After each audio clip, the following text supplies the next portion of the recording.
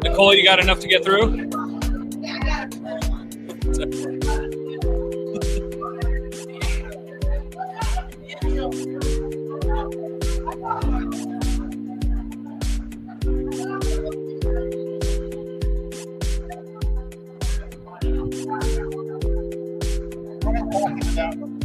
Mic check one.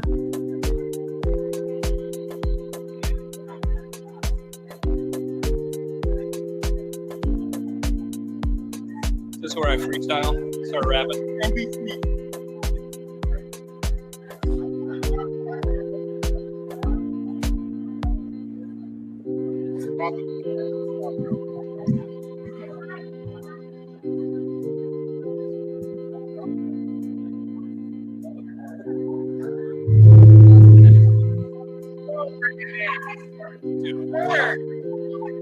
It's all tech, man. It's all tech.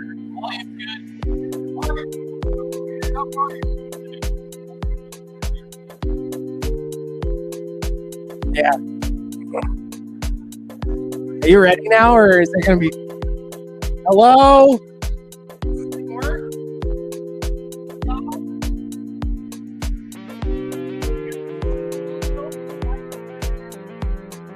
I need sunscreen. Okay. I'll hold it closer. All right. Good afternoon, good evening, good morning, depending on your work schedule. We're here week 5 of B Street. It's our last week of the year. So you guys aren't going to be hungover on Fridays anymore. So I hope you're happy about that. Don't make that look, Connor and Winter. I know you were hungover last week. Yeah. Anyways, this week we have Mr. VanHouten of the Park City Ski Patrol / Snow Safety / the president of Wasatch Backcountry Rescue now. All things dogs, all things rescue. I've known Andy for a little while. We rode around on snowmobiles one time. I don't think we broke anything though, so that was a good day. Yeah, I think we did okay. But yeah, without further ado, welcome Mr. VanHouten to B Street last night of B Street Speaker Series this year with Rescue.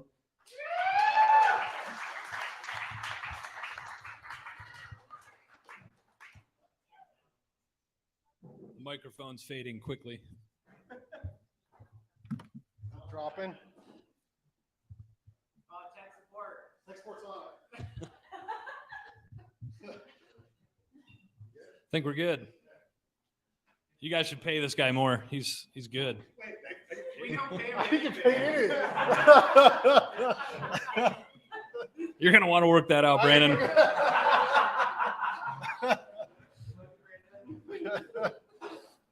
That guy's worth at least a couple beers. Like I said, my name's Andy VanHouten. I'm with Park City. I'm the snow safety director there, overseeing the snow safety operations and the rescue for the resort, both bases, Park City and Canyons. This is my 20th season there, and I think 18 years with WBR. I was the lead coordinator for about 4.5, 5 years, and then I've been president now for going on almost 3 years. So pretty much like he said, it's either dogs or bombs. I always told my wife I'd either get killed by an avalanche or a tree because I run chainsaws in the summer. So I don't think she likes anything I do. Thanks, Linz, for coming. Appreciate the support. It's been awesome.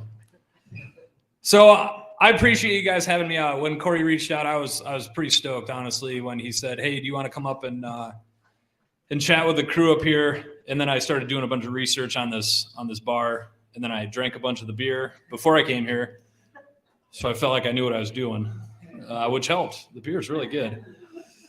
Then I found out Nicole designed the logo for the deep slab with the rainbow. I was like, this is one of the coolest beers I've ever drank.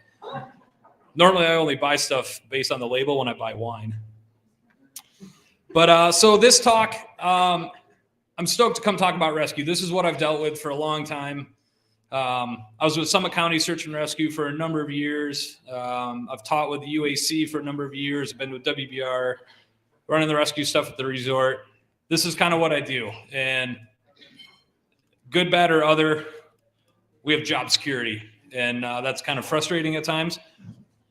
I did this presentation at the St. Alphonse Mountain Trauma Conference 2 years ago up in Sun Valley, Idaho, to a group of like roughly 800 like trauma surgeons and backcountry rescue folks from the Park Service and stuff. They're way more intimidating than you guys. So I appreciate the fact that you guys are probably a couple beers in at this point. So any glitches in the system probably won't be noticed. So big thanks to the UAC. I work with those guys a lot. It's a great crew. So yeah, bunch of junk about me. My dog, who I ran with WBR for 11 years, passed away this summer. And then my two kiddos that pretty much drive what I do. So what is and I'm gonna preface this. And I had to make sure I did this disclaimer with the last time I gave this talk is I have an absurd amount of memes and in this. It's just kind of how I roll.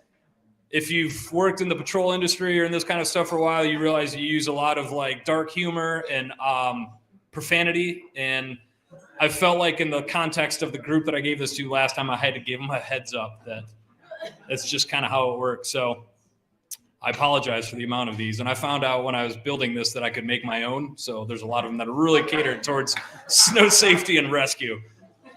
Hence Hulk Hogan. So what is WBR, in case you're not aware? Not quite this guy. This used to be the old WBR way back, but this is not how we roll anymore. It's more of this. We use a lot of streamlined, we call them fur missiles. Just like that 40 to 50 pound lab. We do a lot of interactions with schools and with guests at the resort. We want a dog that's not going to scare the ski school kids that come in to pet, and because then we can hit up their parents for donations later. So we know we want something that's like approachable, that's friendly. We do a lot of tug with them, obviously. And then, yeah, I mean, nothing but the highest level of professionalism that we got. I believe that's Mr. Landreth right there, front and center. It's snow based and local. It's good timing, I guess, to put him there. A little bit about WBR. I'm sure you guys are all aware. Founded in '77, we're a 501c3, all funded through nonprofit like fundraising, donations, stuff like that. Primary purpose, obviously, rapid response for avalanche rescue.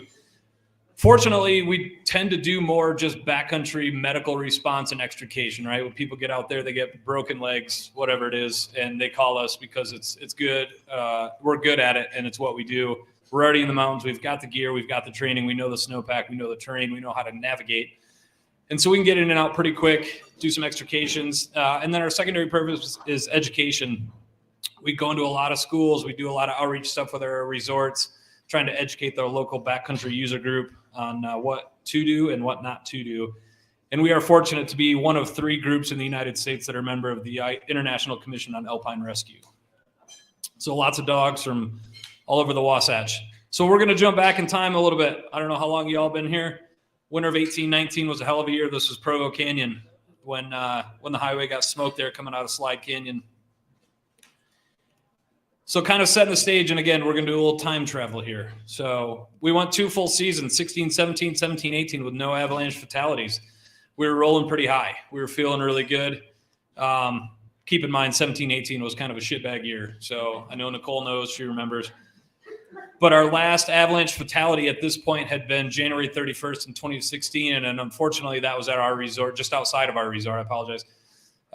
Solo skier, a buddy of mine that was caught carried And he was pretty proud of his solo travel experience and how he rolled out there. He carried an Avalon, and he thought, I'm good to go. He's a pretty knowledgeable guy, to be honest with you. Super fit, ran ultras, completed like the Tahoe 200.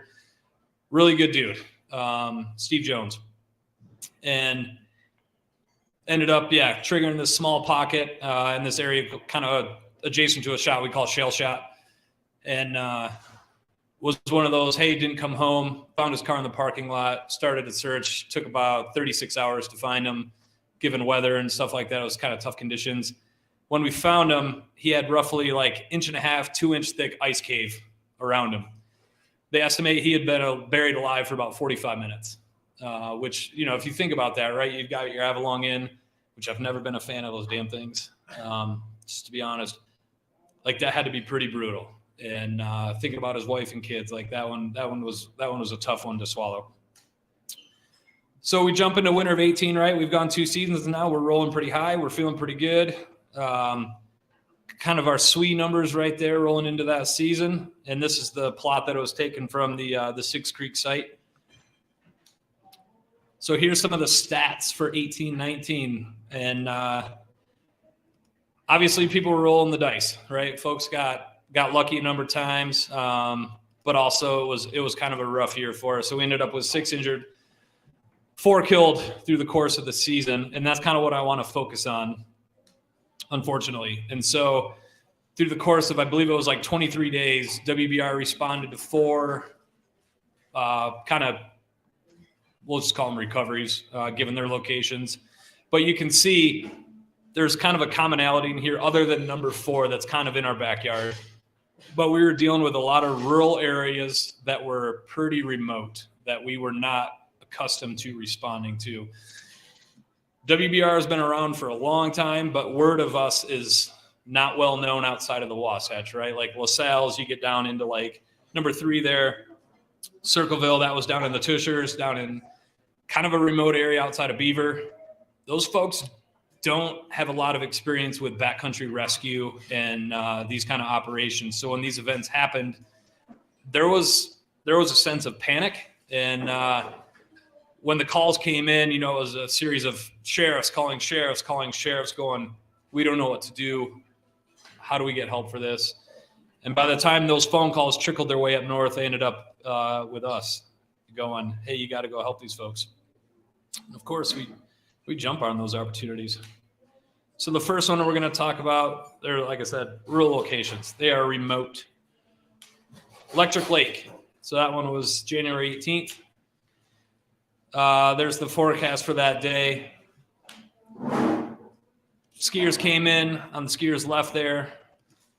Pretty decent sized slide. Not huge by Wasatch standards, but it was a sizable slide. So here's the deets on that one, right? Northeast slope, 9,500 feet. It's all the typical things you'd expect to see, all the commonalities that we're used to seeing in these avalanches. There's a little bit of the weather, 15 inches at 1.6, right? So there's that 10%, just over 10% density that for Utah, I don't know, we may call that heavy. California would go, shit, that's blower. But for us, that's starting to weigh on that heavy side. And then the next round of it, right, another 12 at 1.4. Then you get a big wind event. We know what that does. And then we had some PWLs from earlier in that year. There's a little crown profile at the bottom. But again, 2 skiers late afternoon, talking to these folks, there was a lot of decisions and gaps that were missed. And start on low angle on northeast slope, which is great, right? And then they start pushing that boundary. They start feeling confident in what they're doing. They start pushing where they're going, change that aspect a little bit, change that slope angle a little bit. All of a sudden they realize they're in over their head. Skier 1 chose their last run out, steeper, northeast slope. Number 2 did not show up at the bottom, threw his skins back on, started heading back up, saw the avalanche, did not have gear, called for help, called off due to darkness. Day 2, had to do mitigation work to get in there for our crew safely. Dog indicated and a probe strike confirmed, buried 3 feet deep.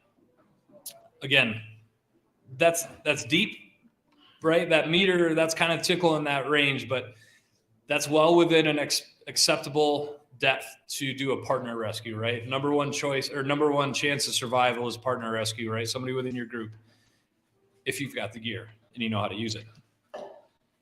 Laurel Peak, Moab area. Start talking a little bit different rows we're looking at there.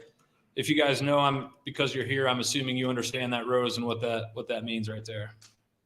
So here's some details on that one. Again, east aspect, which is not super common for us, right? Normally we tickle that north half of the compass, but this one was pretty much due east. Snowmobiler this time, hard slab, different animal to deal with, right? Like more prone to being triggered once you're on the slope. Soft slabs tend to break at your feet when you first hit it. Hard slabs wait till you're kind of in the mouth of the dragon before they break on you, and then it breaks behind you. 18 inches at 1.7, again, just under that 10%. Then another 14 at 1.2. Again, another wind event, hard slab failing on that PWL. This one was a little bit bigger. So party of 6. I'm not going to say that's too big, but anytime you start increasing party size is when dynamics get a little bit different. I'm not sure if you guys have a common group that you tour with. But as that size of your group increases, the heuristics change, right? The dynamics of decision-making change. Suddenly you're a little less likely to say that thing that's going to maybe not be the popular opinion, right? If 5 people are going, yeah, dude, let's go bag this thing. And you're like, God dang, man, something doesn't seem right about this. If there's 2 people there, you're probably more likely to speak your mind. If there's 6 people, you're probably going to bite your tongue. I hate to say that, but that's just the way it works. Rider 1 climbed steep chute, 3 others following, 2 and 3 veering left. Rider 1 felt the collapse, 4 took the brunt of the slide. Again, this was a big-ass slide. Between the entire group, remember, this is 6 people and 2 snow bikers, so 8 total. 3 beacons, 2 shovels, 1 probe. And, you know, it's like a Christmas song, right? Like Partridge in a Pear Tree right there, but like that's bad numbers right there, man, for 8 people. And like I don't care how you string that out, like that is not a good amount of gear for that group of people. So uncovered snowmobile with a helmet but no rider. So that's kind of telling right there, right? That's a pretty violent ride. We went in with DPS, long range, picked up a signal on day 2. Mitigation work again had to be performed. We had a ton of activity on that follow-up stuff, like the mitigation efforts that we did to get our teams in there, produce some huge slides, which made us feel better about getting in there afterwards. But I'm glad we did that. Again, positive dog alert and a probe strike. Victim had a beacon on, but it was turned off in his backpack. You'd be surprised how often, not even necessarily in fatalities, but when we interview folks or we talk to folks after the fact, right? They've had a near miss, they've had a close call. We talk to them about rescue gear. Beacons in packs, beacons on but no batteries. Beacons on, but they borrowed it from a friend and they have no idea how to use it. And so like kind of all stems into that stuff about having the gear and knowing how to use it. And again, buried meter deep there. So this was kind of the mess that was that one. And again, the control work we did on this adjacent slope on the lookers right there produced some huge slides. It's some big terrain. I don't know if any of you guys have ever skied down in the LaSalle's there. Not many people venture down there. It's a user. It's kind of a demographic that Grand County group is not used to dealing with. And they generally don't have a snowpack that warrants a ton of concern. The head dude for their search and rescue called me and it was like first week of December, late November. And they were kind of dealing with a similar setup to us, right? A ton of preseason snow. And he called and he's like, man, Andy, I'm legit. I'm scared. I don't know how this season is going to stack up. I'm a little bit worried about how this is going to pan out. And I was like, that's cool, bro. You got my number. When the bad thing happens, you call us. Probably should have done more to prevent that, but they haven't called yet. It's February 9th. They haven't called yet. So I'm feeling pretty good. We're 50% of the way through the season. Green light. Green light. Yeah. Trendbeth down there is pretty good. So I trust what he's doing. But again, it's a user group that rescue agency down there is not used to dealing with. And we're starting to see more and more people venture into that terrain it's pretty remote. So like the snowmobile, the mechanized access is becoming more and more popular. Like it's a long ass skin to get in there. But if you jump on the back of a snowmobile, suddenly it's pretty accessible.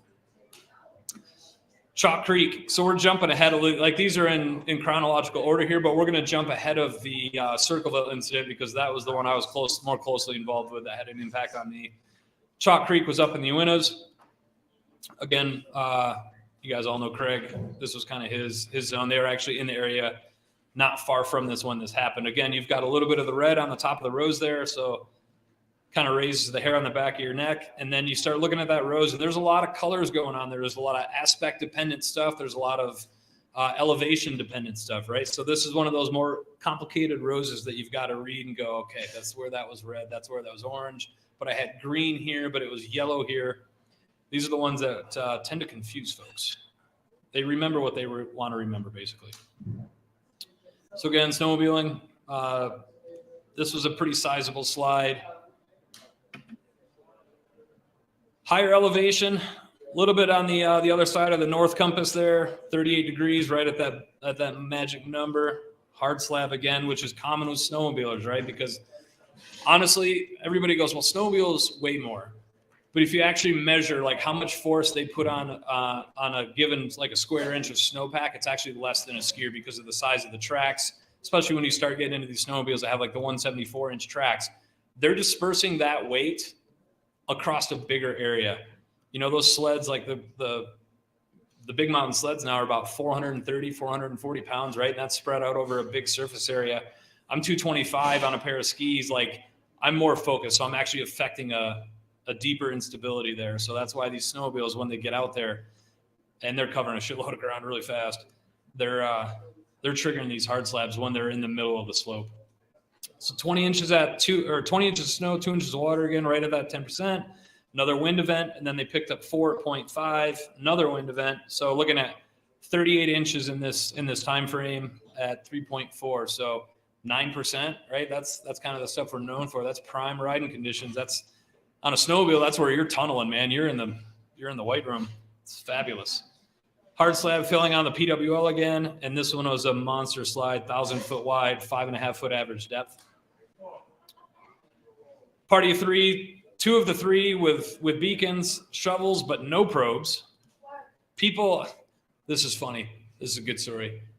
I did a avalanche talk in Vernal. Nothing against Vernal. If you're from Vernal, anybody? Before I go any farther with the story, nobody from Vernal. Okay. Dinosaurs. It's great. Cool. Oil. We went out there and we did a talk at a Skidoo dealership, and I was stoked to go out there with the UAC's like, hey, we want to do a know before you go at this dealership out in Vernal. I was like, dude, I'll drive the 2 hours out there. No big deal. The question I got was, what are the sticks for? And I was like, what do you mean? And he's like, well, I get the beacon, and you got to have the shovel to dig. What are the sticks for? And I was like, you mean the probe? And he's like, yeah, the sticks. And I was like, well, beacons get you close. This is what we hammer on our first year patrollers.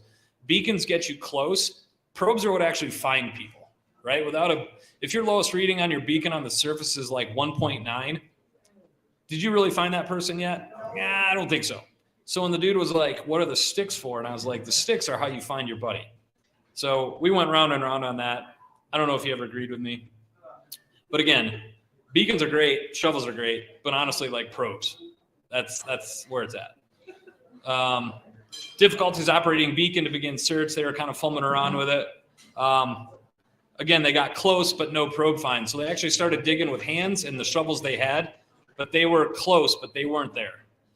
The victim was located, eventually extricated, CPR initiated. They flew to DPS, did not work out, unfortunately. So this is the one that I was most closely involved with, Circleville.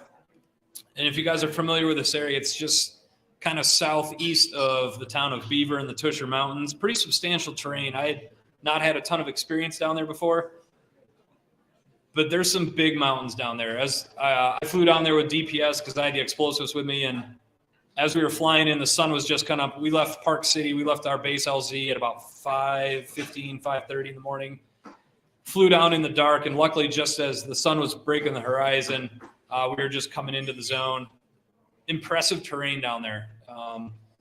We were able to do a flyover and kind of get an initial impression of the slide, of the scene. Shot a little video, which turned out to be pretty useful later. I don't know if I can. I might be able to play this real quick.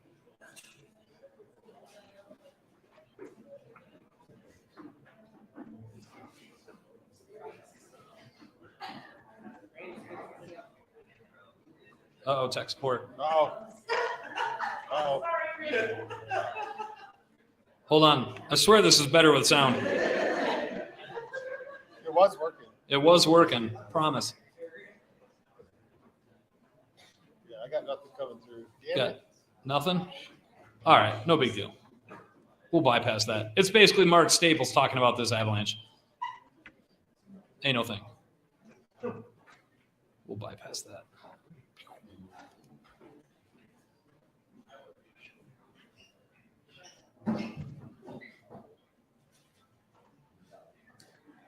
So here's the forecast for that day, right? Like, so statistically over 57,000 years of avalanche forecasting, right? We've got the bell curve, right? As storms come in, hazard increases, right? You go from 57,000 might be an elaboration.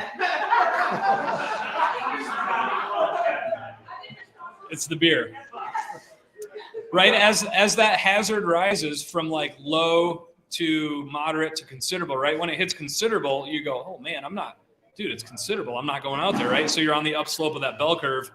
You live there for a couple days. On the downslope, you start coming out of that, right? And you start going to considerable high. As you come out of that, people go, well, it's not high anymore. It's considerable. That's where we see stuff. It's on the backside of that bell curve. Conditions like this.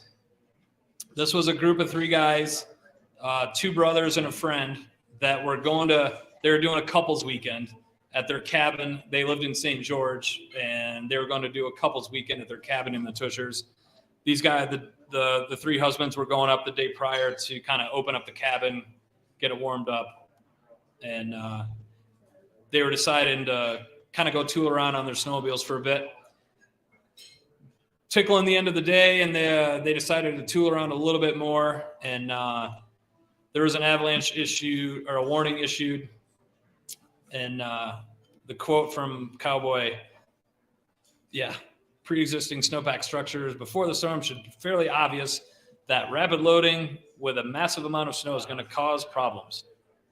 That's what they had. This was the problem. Again, into the rural side of things. This is where the incident happened, the bottom little circle there. The closest forecast from the UAC is the Manti skyline, where Cowboy was talking about, is roughly, we'll say 80 miles, right? So even if folks are looking at the forecast when they're living in St. George and then venturing into the mountains outside of Beaver, do we really think they're looking at the forecast for the Manti skyline, right? They're going to go, yeah, I may look at it, but it's not really applicable to me because it's freaking 80 miles to the north. It's not what we're dealing with. So super high elevated, well, super high relative, 11,000 feet. Again, all the right numbers there. Hard slab again. 24 inches at 2 inches of water, so a little bit of blow. But the winds were nuking when this happened. Even when we went down there the next day, it was cranking. And yeah, the slope that failed could have had, we're estimating 2 to 3 times the load. There was this huge open fetch on the backside of this ridge line. And so what it was getting blown into, and these were sustained winds for a pretty long period of time. So we're estimating that the slope that actually failed was substantially overloaded. Again, roughly 800 to 1,000 feet wide and up to 5 feet deep. There were spots that it was well over 10 feet, and then there were spots that were like 2. So based on my math, that works out to 5. Average depth. So this is one of the shots coming in when we were in the helicopter coming in the morning. This is one of the first photos I was able to snap, and then kind of that was the crown line. Pretty decent size. I didn't know what to expect, honestly, going down there. I wasn't familiar with that terrain, and yeah, I just didn't know. So luckily, I felt good that we were able to have some daylight when we got down there and see what was going on. But as we approached this, DPS had flown down the night before to try to get any kind of recon on it and couldn't get anything because they lost visibility. and then they had to abort because of wind. So they flew back to Salt Lake. Luke Bowman got up the next morning, picked me up in Park City, flew me down. He's like, dude, I didn't see much, but this is where it is. And as we were coming down, he's like, oh yeah, there's the crown. And I went, holy shit, that's pretty substantial. This is the crown profile that Staples did, and that's where it failed there. You can see if you guys are familiar with profiles, like, yep, it's a telltale sign right there, right? We've got a step difference. We've got the right depth. Yeah, grain size on top of a crust, all the ingredients. So that's a little bit about where the full burial was and a partial burial in the group. So like I said, there was 3 of them in this. 2 of the 3 were involved.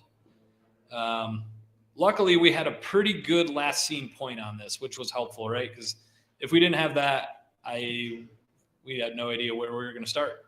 But they were like, no, dude, we were kind of snowmobiling in this bottom corner here. The dude that was the partial burial was buried up to his wrist. He was able to dig himself out with his wrist, hand, arm, worked his way out, right? The other dude that was not buried, I don't know what he was doing, but he wasn't helping. They had 0 gear with the 3 of them, which was pretty frustrating. He was able to dig himself up, but they were, when I got to the incident command post in the morning after our initial flyover, I walked in, and this was like a real gut check moment. I walked in, and like, I've been in a number of ICs before, and normally it's like the players that should be there. And I walk in, I was like, damn, this room has got a lot of people. And I'm like, there are like 3-year-olds in here. And I was like, what the hell is this? It was the dude's family. He had 6 daughters and a wife and grandma and grandpa, and they were all in the room. Family members in the back of the incident command with all the sheriff folks. And the sheriff goes, sweet Andy, you're here. What do we do? And that was not what I was prepared for, right? Like, I was prepared to go in there we had a bunch of other WBR teams driving down with dogs, and I had the explosives, and we were getting ready to roll, and they're like, great, you're incident command guy now. And I was like, well, this sucks. I plugged my phone in. They had an adapter to plug my phone in on a screen. They threw it up. We played a bunch of the videos, which hindsight with the family in the room, I would not do again. And I was like, okay, this is last scene point. And the dude that dug himself out had gone to the hospital, gotten out of the hospital, and drove back, and was in the room with his shoulder all jacked up, and they're in a sling, kind of like me. And not I say that, but it was like, yeah, dude, that's where we were snowmobiling. We were right there. That's where the last place I saw Brett. And I was like, okay, sweet. That narrows down like this 1,000-foot wide slide to something that's pretty manageable, all things considered. So I'm hoping this will play. Because this is our bomb run. I'm going to guess it's probably not. Given our luck, there, Mr. Tech Support, that There goes all the money. there goes all the money. All the money's gone. Gone. Hold on. Let me see if we can figure this. I forget which one of these it is. He's also the secretary. Oh, yeah, 10-4. Yeah. That's from the golf memorial we went to the next year with his family, which was also less enjoyable than I thought it would be. I don't know why I thought it would be fun, but like, it was not. Dude, I don't know why. I apologize. I'm not sure why none of this media is playing. That sucks.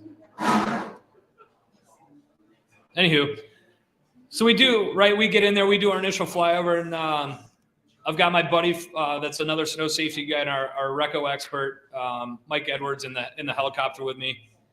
And we've got a case of shots, and we're like, never been here before. Let's figure this out. So we do a couple flyovers, and we're like, yeah, there's some hang fire. Right, so this is the skier's right part of the slide. And we're like, yeah, dude, that's obviously, we're not even going to worry about anything from kind of this treed ridge line over. We're just going to worry about this junk. So we dropped a couple like 6-pound shots in here, a couple 4-pounders, and then got minimal results. Wasn't anything too crazy, but it made me feel a lot better about putting our teams in there. We had Max from and his dog Zach from Brighton. We had 3 other WBR teams at the incident command ready to roll. We had Mikey and myself in the helicopter. We had Tyler St. Gior, one of my other snow safety guys, and Mark Staples from the UAC on snowmobiles, kind of in the staging area just off the slide debris, with like 40 to 50 really gung-ho rescue people. I don't mean that in a mean way, but like, these dudes are on snowmobiles. they were not geared for rescue, right? Some of them didn't have beacons. Some of them were just like friends of the family that were just like, I've got a snowmobile, I'm coming with you. So luckily, Tyler rides with Alpine Assassins. He's got some street cred in the snowmobile world. He was able to kind of subdue them. And because him and Mark Staples, who's Mark Staples, they were like, dudes, you guys got to chill. You got to pump the brakes on this. So they were kind of able to subdue that group until we were able to do control work. Halfway through our bomb run, the helicopter started to run out of fuel. They aborted us on the ridge. And with the remainder of our shots, we did the rest on skis. They flew back to get fuel. They came back and they did a pass with the long-range Reco. And luckily, because of the area we had last seen point, we had an idea where to focus that. And they were actually able to get a ping off the snowmobile, hit off the tunnel. And it's marginal, but we've had decent success with hitting off stuff, right, with the Reco.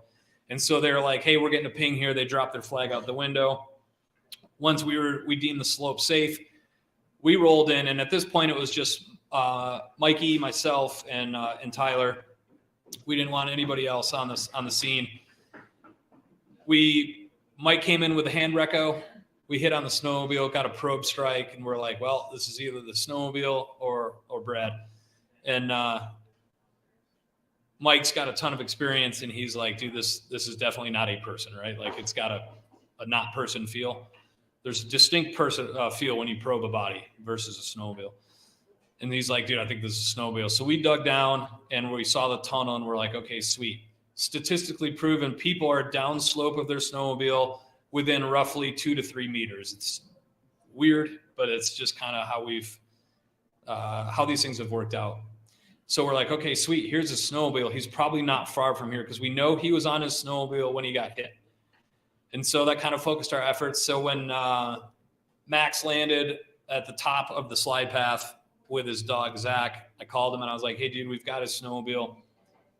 Bring your dog in here. And I don't know how he traveled that far, that fast with his dog. Like, these dogs are really good. But they covered that ground in, it seemed like 30 seconds. And all of a sudden there's just this psycho black lab barking. And I'm like, oh, thank God the dogs are here. And within, honestly, probably less than 2 minutes, Zach indicated, there's the boy right there, kick-ass dog, Zucker dog, indicated roughly 9 feet from the snowmobile, just downhill, and just jogged to the right a little bit. And I was like, sweet, Max, go reward your dog. First probe strike, I hit the body, dug down like one scoop of the shovel, and there was a hand, right? And for all the years that we've done rescue drills, we always plant gloves, right? And clues, and we're always like, grab on the clue, make sure there's not a hand attached to it or something like that, right? And we're always kind of screwing with our people, but like, clues are a really good indicator.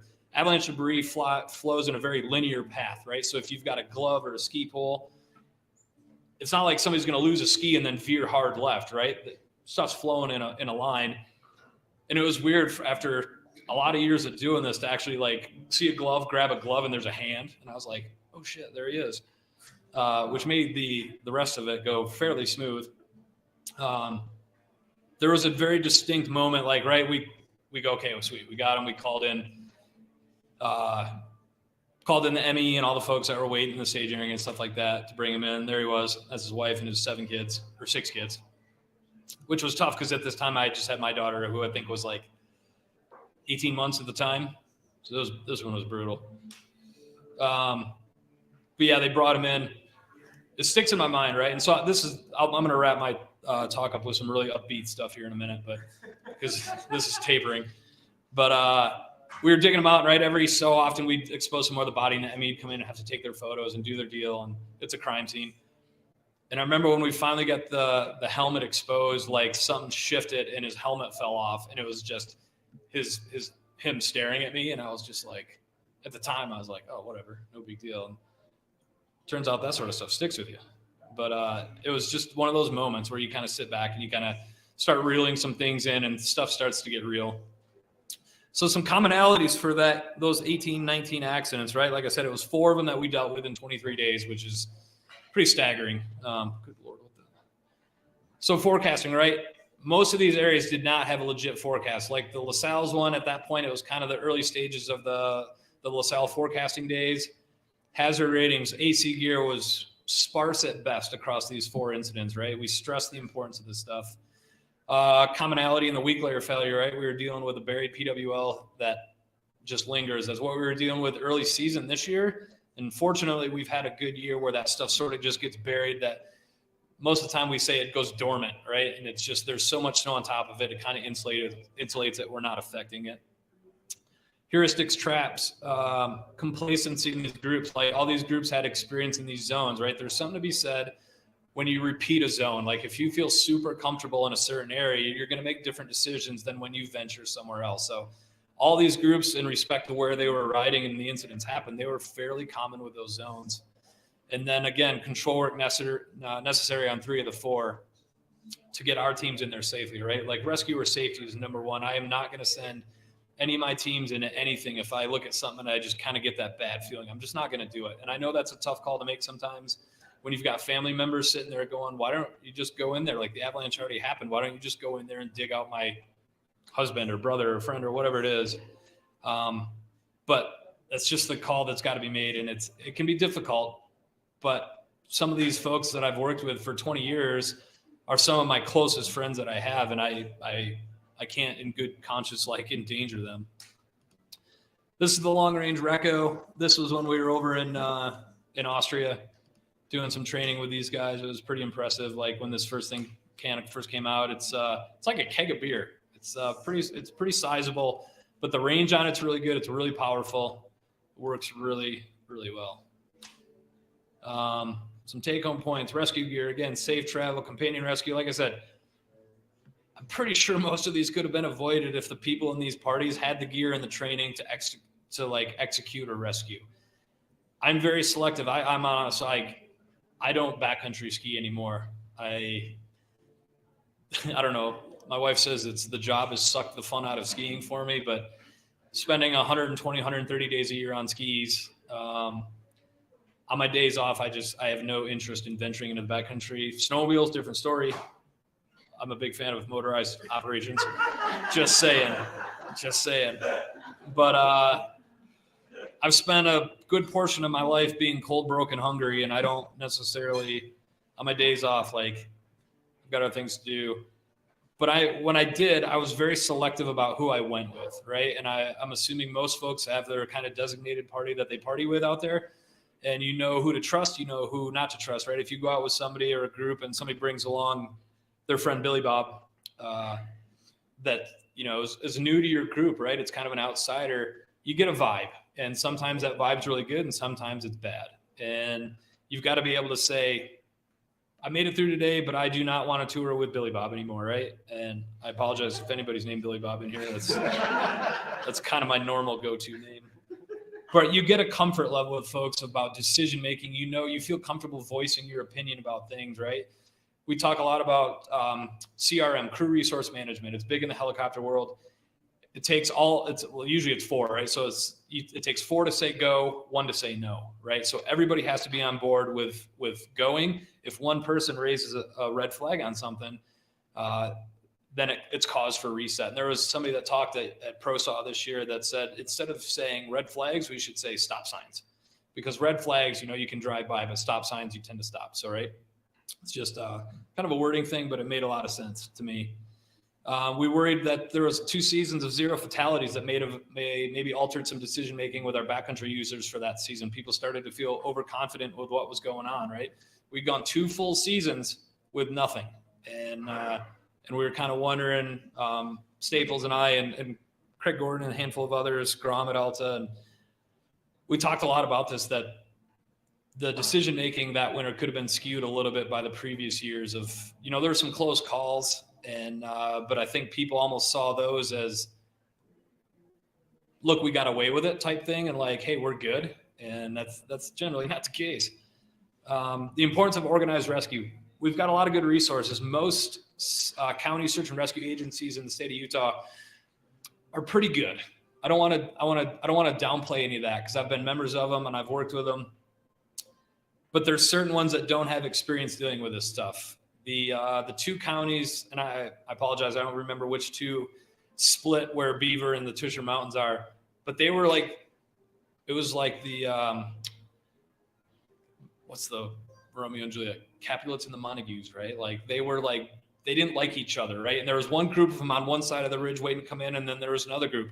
And they were like, oh, don't send that group in. We got this. And the other group was on the radio going, no, we got this. And I was just like, Jesus, what is this? And right. So a lot of these groups just don't have the experience of like a Summit County or a Weber or a Wasatch County or a Salt Lake County or whatever it is. Right. So respect for the rural zones. They've got a dangerous snowpack to deal with. And then the resources that they have available can be pretty limited. Right. I've operated in Summit County for 20 years. Like, a lot of good snowmobilers, a lot of high equipment or high level equipment, cats and all kinds of stuff that we can use. A lot of these agencies in Southern Utah just don't have those resources. So we're starting to fix that. We're starting to get word out. We're starting to increase training and stuff, but it's still an issue. And so sometimes it's the smallest decisions that can change your life forever. So, these guys that decided to take a little bit more ride time instead of go to their cabin, in preparation for their wives coming up the next day, right? Change their lives forever. That decision of like, hey, let's go ride for 20 more minutes. Those 6 kids, right, lost their dad. Wife lost her husband. Like, those are the little decisions. And I'm not intending this to be like super downer and heavy, but there's a reality to this that is kind of almost taken me 20 years to sink in, of like the severity of a lot of these decisions. Some of them can be pretty minuscule, right? Like, do you get the chocolate donuts or the glazed donuts at the 7 a.m? Like, not that big of a deal, right? Like, I'm a sugar-free Red Bull guy, not the hard strength Red Bull stuff. Like, for me, that's not a big deal. But decisions about this stuff, when you start venturing onto the backcountry, can have a lot more impact, and they carry a lot more weight. And so that's why I really stress the importance of like group decision, like talk about this stuff, and get the feel for the group. If you notice somebody in your group's not really saying much, right? They're kind of just sitting there. Like, elicit that response from them, right? And sometimes that's all it takes is going, hey, Joe Bob, we'll change it up this time. What's your thoughts on this, right? And if they go, no, it's cool, whatever, like, dig into that. A lot of people are hesitant to share their response on stuff. But the more is, as a valued member of your group, the more you can try to pull out of your team members, the better it is. The last thing I don't know, watch, but the last thing I wanted to hit on real quick was, whether you're in like organized rescue, whether it's with a summit, like a county rescue, or with like WBR, like a volunteer thing, or with a patrol, or if you're just out there with your group, these rescues, these incidents can have a toll. And I know Nicole's done this for a long ass time too. And she's probably a great resource on this, but like these events back in the day when I started about this, right? Like, we deal with these recoveries and these rescues and fatalities and stuff like that. You just dealt with it, right? That's what you were told by the old timey patrollers, right? Like, it's just part of the job. You just suck it up and deal with it, right? Something bad happens, let's go to the bar, let's just get blackout drunk, and then it's all good, right? Then it's no big deal. So this has become a more common thing in the last couple of years. I've talked about it a few times at some events, and then Grom's talked about it a bunch. But like the mental health side of this stuff, and I this is no pitch for anything, but like taking care of your group, like recognizing that when you venture into the backcountry, there is a chance that you're going to have to deal with something like this, whether it's in your group or if you're out there and you're super skilled, you may have to be the group that comes on that executes on a rescue for another party that doesn't know what they're doing, right? Like, that was one of the big things we used to preach is like, we're not necessarily training you guys on this for yourself or your group. We're making you a resource in the backcountry that if you come up and you see somebody freaking out and you go, holy shit, there's been an avalanche, and I've got no gear. I rented this gear from REI and I don't know what I'm doing, right? Like, you are now an active part of that rescue operation. Good or bad, the outcome, these things can take their toll on you. So like watching out for your group after the fact. We do this a lot now of like checking with your team. Like, I'm not going to lie, like 20 years of doing this has effed me up. Like I struggle with a lot of things, that certain things trigger things from previous incidents, right? Like, I replay a lot of things in my mind.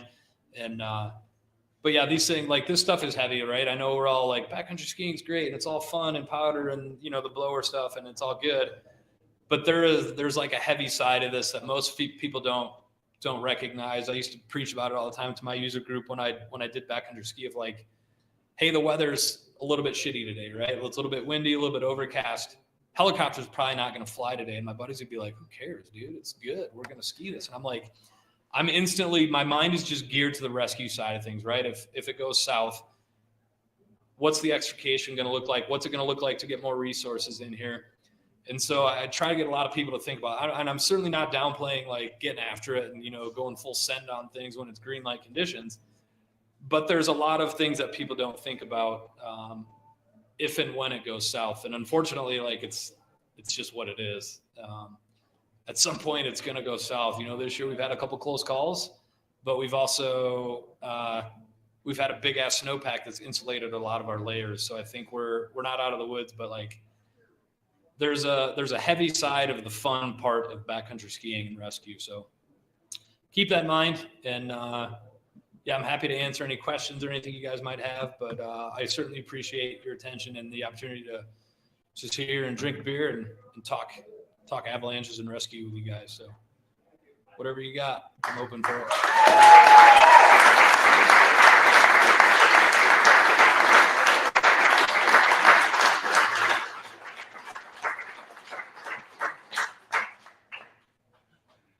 Or we can just drink some beer and eat some food. I got a question, Andy. Fire away, sir. Hey, you talked about kind of those PWLs being dormant, more or less than gone for us, and being on the backside of the danger bell curve. What what do you keep in your mind's eye for when that danger's kind of subsided? When do you feel like you're on the back end of that bell curve? Is it when it's ramping back up again? When you truly don't have that PWL? When do you kind of relax? That's a good, yeah. I relax when the snow's not on the ground. Mid-October to May. I like to de-stress right around May 2nd. That's my birthday, and I just taper from there. But the PWL, it's a really good question, right? Like the PWLs tend to not necessarily always go away. They just get buried. And they get to a point where they're so buried that we're not likely to trigger them. They're still there. They can kind of compress. They can heal from either side, given like temperature gradients and stuff like that. But they're still lingering in there, right? If we go a certain amount of time without triggering or anything, like the last, at least on the Park City, on the PC Ridge line, the last slide we saw triggered into that PWL from November. Was in our Pinecone Ridge. I threw a 4-pounder and I was like, this is not going to do shit. Threw a 4-pounder, got a big ass hole. And then Mark Sauer was next to me and I was like, see, dude, told you. And he's like, look to your left. 400 feet away, I triggered this massive slide, like 6 foot deep down to that layer, just smoked through these aspens. And I was like, son of a bitch, it's still there, right? And so that was January 2nd. That was the last time we saw any activity down to that layer. So after there's no defined timeline, but after a couple of weeks of heavy control work and stuff, if we stop seeing things step down to that level, it kind of starts not falling off our radar, but not becoming our primary concern.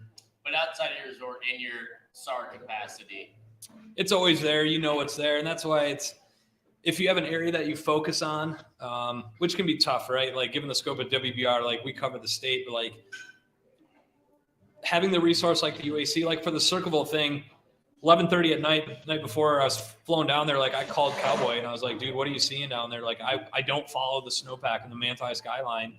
And so being able to tap into those resources, go back to the UAC, look back at all their archived stuff for the season, you can track that stuff.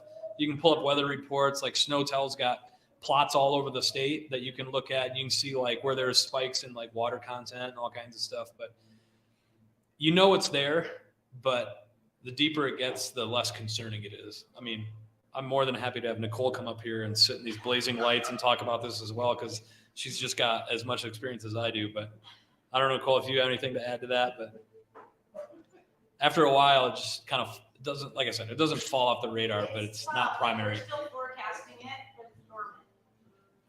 It's on our NFOX. There you go. Yep, right? same. It's on our NFOX. it's off the UACs, but it's on everyone's InfoX. It's on our NFOX. Well, it's not off the UACs. It's there. Yeah, it's there. It's There's something interesting too with the UAC, right? Like they're issuing granted they're broke up into the regions, but they're issuing a forecast for a very large area, right? And so when people go, well, Drew Hardesty forecasted it as moderate, right? And then they found this, like, they triggered something on approach, which indicates considerable. And they go, well, he forecasted moderate, but he's forecasting, it's like a blanket forecast over a huge ass area. And so there's going to be kind of like little, I don't know what you want to call it, inconsistencies in there, I guess. And there's been a series of events that some of those folks have really beat themselves up over, that they feel like they blew the forecast. But like, yes, the PWO may not be mentioned, but that doesn't mean it's not there. So it's just something like, again, if you have your area where you frequent, that's on you to track that stuff. It can be tricky. Yes. Do you recommend every time you're going out and it's like a might be kind of suspect, do you recommend taking a sensitive every time you assess a suspect? Ooh. Yes, but that's time consuming, right? Like, I'm not going to lie. Like, it takes time. It depends if you're doing like what kind of pit you're digging. Is it a profile pit? Is it a test pit? Like, what are you trying to get out of it? I dig a shitload of hand pits. Like, on my kick turns, I'll reach down and just do a quick hand pit down to like my elbow. I see what that top meter, half meter is doing. I do that a ton, all the time. Even at the resort, I'll ski by a cut bank and I'll just dig a quick hand pit, do a quick, really nasty, dirty, like hand pull shear test type thing, just see what's going on. When we get new snow, same thing. I go by a cut bank and I see how the new snow is bonding to the old surface. I just go by, isolate a column, kind of hit it with my hand, just see what's going on. Full pits take a lot of time. You get out of them what you put into them. If you dig a really crappy, hasty pit, you're probably going to get crappy results.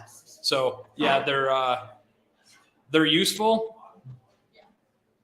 but type answer. I know it's not a great answer, but they. Great answer. Yeah. Yeah. Right. Yeah. Thanks, Nicole. Yeah, it's the classic snow safety answer. It depends. That's all we ever tell our folks when they go, what about this? And I go, well, it depends. And they go, well, it depends on what? I'm like, exactly. I don't know, weather, anything. How hungover you are from the night before, right? Like, there's a lot of things that go into decision making, man, and fatigue. Like, you know, do you forget a volet strap and you're using tape for something, right? Like, everything, those little things alter people's decision making complexes and steer things one way or another. So it's super weird, but it's the way it works.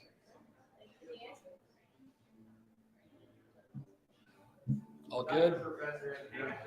Okay. So on a more happy note, what goes into training dogs? I'm sorry, what goes into Training dogs. Whew, a lot of work.